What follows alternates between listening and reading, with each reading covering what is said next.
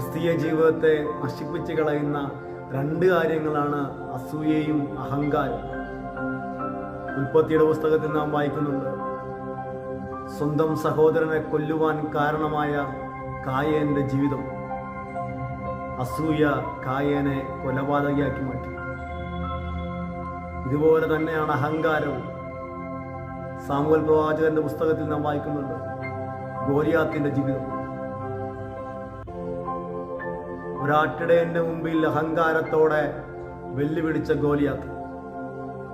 അഹങ്കാരം അവന്റെ ജീവിതത്തെ മരണത്തിലേക്ക് തള്ളിവിട്ടു. പ്രിയമുള്ളവരെ, അസൂയയും അഹങ്കാരവും ജീവിതത്തിൽ നിന്നും പാടെ പിഴുതു കളയണം.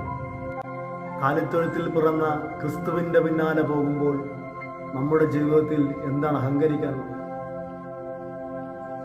ജീവിതത്തിലുള്ളതെല്ലാം ദൈവം